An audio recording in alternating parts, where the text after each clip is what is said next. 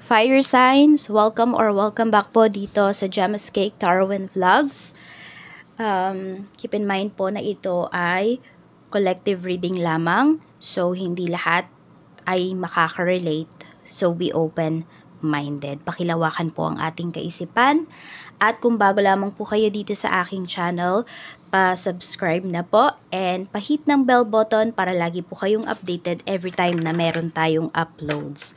At kung nais mo namang magpa-private reading, mag-avail ng ating rituals, ng ating products, ito yung ating PR's Pharaoh Manifesto. Para to sa mga mahilig mag-journal. Okay, mahilig kayong mag-manifest, mag-wish. Perfect po ito para sa inyo. So, this is a highlighter. Hindi po ito lip tint, okay? Hindi rin ito pabango. So, this is a highlighter.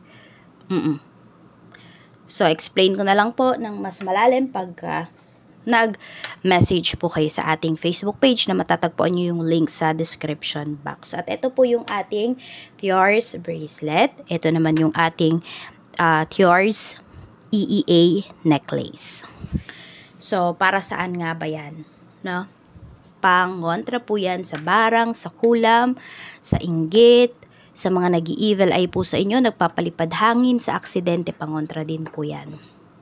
Ano pa? Pampaswerte po yan sa love life, career, money, business, travel, and health. So, kung interesado po kayo, direct message na lang po kayo sa ating Facebook page. At, tignan na natin kung ano yung mensahe para sa'yo. Aries, Leo, Sagittarius. This is for you, fire signs. Tingnan natin kung ano yung current energy mo ngayong araw. Your energy. We have the High Priestess. So, very heightened po yung inyong intuition. Pwedeng meron nga kayong napaginipan na nangyari kaagad. Pwedeng napaginipan nyo, di ba pagkagising nyo, sobrang naaalala nyo, napaka-vivid po ng inyong dreams. Tapos maya-maya lang nangyari na siya. Or basta ngayong araw na to, mangyayari yung panaginip ninyo. Ayan po. So, very heightened yung inyong intuition, fire signs, kaya wag mo yang babaliwalain. Tandaan mo, hindi ka ipapahamak ng intuition mo. So, wag kang magda-doubt sa iyong intuition. Sa iyong sarili. Emotions, we have King of Wands. Very raw naman dito yung emotions mo. We have Justice. Kung may mga pinaglalaban ka dito regarding sa mga papeles, mga ganyan, mga legal. So, hindi ka naman nakikita na you are very emotional, pero raw yung yung emotions mo. Kung ano talaga yung nararamdaman mo, mapapakita mo naman siya. Or yes, yun yung magiging actions mo. So parang magbe-base ka dito sa emotions mo, yung mga actions mo. Pero sabi ko nga, hindi ka naman sobrang emotional. So controlled mo pa rin siya. Your thoughts, very positive naman yung mga naiisip mo ngayon. Tapos, pwedeng you are attracting good energies. You will attract good news ngayong araw na to. So, kung di ba nga meron kayong mga kaso dito, mga legal, usapang legal, pwede po napakataas ng chance na papaborto sa'yo. As in. Tignan natin, okay, ano yung pwedeng maganap. Doon muna tayo sa positive energies na pwedeng maganap para sa'yo. Fire signs. Meron tayo ditong celebration. Ayan po. Di ba ito ngayon, no? So, pwedeng makuha mo talaga. Papabor talaga to sa'yo. Aayon po ito sa'yo at magiging happy ka dito. Meron kang isa-celebrate. So, kung may nagsiselebrate naman po dito ng anniversary, monthsary. So, ayan po. Masaya lang kayo ng person mo. Meron kayong isi-celebrate. Pwedeng ito kasama mo, family mo, or friends mo. May ganap din dito na kasalan. Ayan. Pwedeng kayo ay invited o kaya naman kasama kayo sa entourage.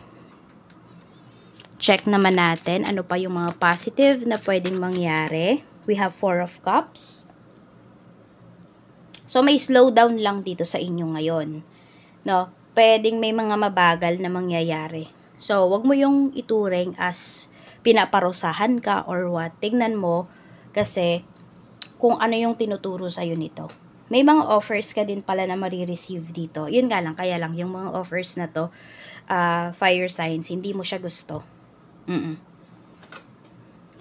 Hindi ito yung inaano mo, yung hinihiling mo, hindi ito yung inaabangan mo, more on yung inaabangan. Oo. So, ito yun, diba? Sabi ko sa'yo, meron kang mga, dahil good yung energy mo, good yung thoughts mo, positive yung thoughts mo, yun. So, yan. Meron kang mga ma-attract dito na mga offers, mga opportunities. Yun nga lang, pwedeng hindi talaga yun yung gusto mo, 100%. Pero, tignan mo din ha, try mong i-consider. Kasi baka mamaya katatanggi mo dyan. Diba? Biglang magulat ka na lang, ba't wala nang nag-o-offer sa'yo? Ba't wala na yung opportunities? Kasi pwedeng you let it slip away. So, tignan mo, wag basta magse-say no. Diba? Dapat tinitignan mo din yung mga bagay-bagay. So, tignan naman natin yung negative na pwedeng mangyari sa'yo ngayon. 5 of Pentacles. So, may kahirapan na sinasabi rito. May kahirapan na pinapakita. Okay, pwedeng ito ay meron kang request towards other people. Or meron kang hinihintay coming from a person. Ayan, basta parang humihingi ka ng pabor. Pwedeng hindi ka pagbigyan ng taong to. So, kung may nangungutang din dito, ngayong araw, pag-isipan nyo po kung kayo yung mangungutang kasi pwedeng hindi kayo pahiramin ng taong yun. Pwedeng ito naman ay mafe-feel mo. Oo. Pero, kasi nga, nangangailangan yung iba sa inyo. So, tatry mo pa rin talaga. Pero, ayun nga, diba, dahil nga negative siya, so, yun. Pwedeng hindi ka mapapaboran ng tao na hihingian mo ng tulong ngayon. So, we have 9 of Cups. Ito naman, diba, negative energies din to. So, yun, sa paggastos to huwag kayo masyadong gumastos ngayon. Oo, dahil kung gagastos kayo, tapos alam mo na magugulo talaga yung budget mo, pwedeng wala kang malalapitan. So, kung sabihin natin, may bibilhin kayo or may gusto kayong bilhin, tanungin mo muna yung sarili mo, kaya mo bang mabuhay na wala yung bagay na yon? If yes, then hindi mo kailangan yon. Huwag kang gumastos. So, iano mo na yan.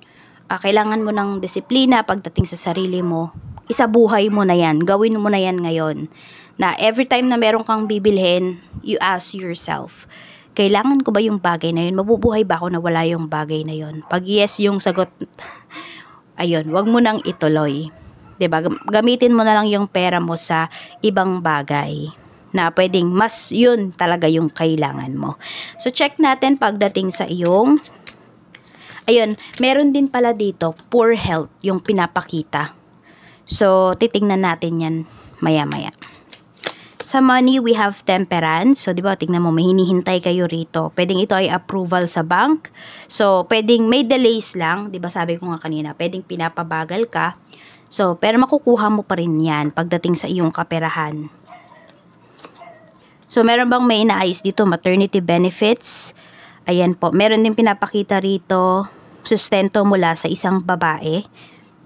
Pagdating ito sa iyong kaperahan. So, pwedeng ito is mother mo, nasa ibang bansa siya, tipong ganun. Or asawa mo, pwede rin, na nasa ibang bansa at naghihintay ka dito ng kanyang padala. Sa career naman, let's see. Kamusta ang career? We have 6 of Swords. May nagbabalak bang umalis dito sa trabaho? Knight of Swords.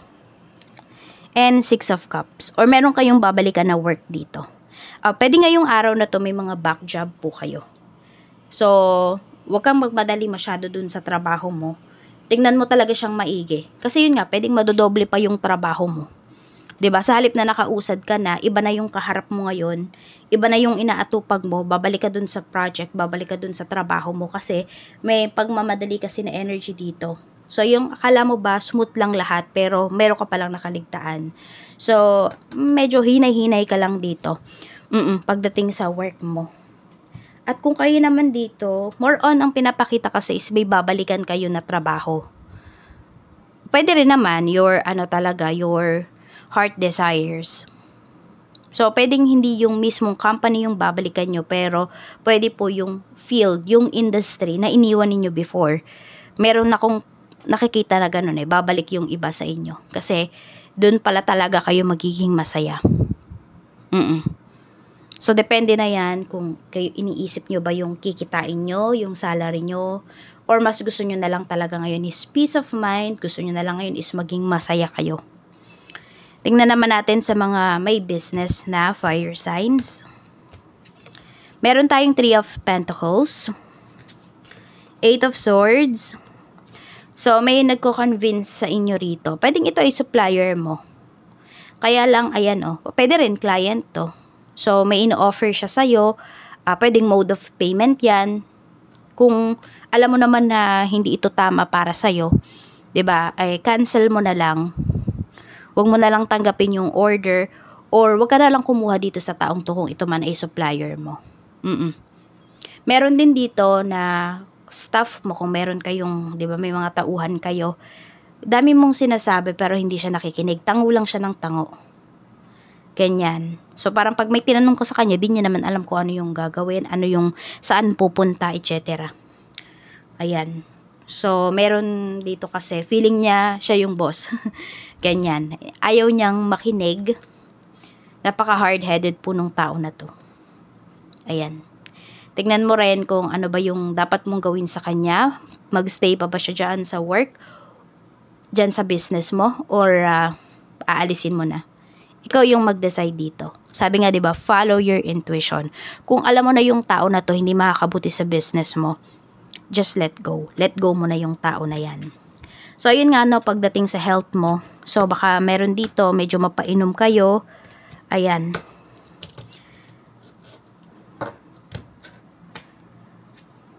Okay, we have 4 of Wands. Check nyo yung nyo, more on about your liver, gallbladder, pancreas. Dito pwede kayong magkakaroon ng problem. So, sabi ko nga, 'di ba, poor health. So, tignan niyo yung mga signs. Ano ba yung mga noticeable signs kapag meron kang sakit sa ganyan, or I don't know, infection or what? Yun po. I-research ninyo. Or kung meron naman kayong doktor na mapagtatanungan or sa center, health center, mas okay po yon. Kasi 'di ba, minsan ang pinapakita kasi sa internet is sobrang worse na.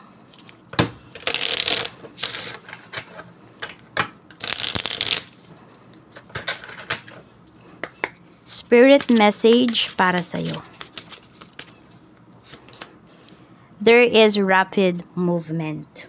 May mabilis daw na mangyayari dito sa life mo. Pero may mga bagay din 'di ba sinabi ko kanina, na may mga bagay din dito na parang dinedelay ka, ganyan. So, pwedeng yung delays na yon is a rapid movement talaga para sa'yo. Akala mo lang, dinedelay ka ng bagay na yun, pero ang totoo, yun na yung pinakamabilis na movement para sa life mo. Para sa mga gagawin mo ngayong araw na ito. So, yan lang po. Maraming salamat. Ingat po kayo always, and more blessings to come, fire signs.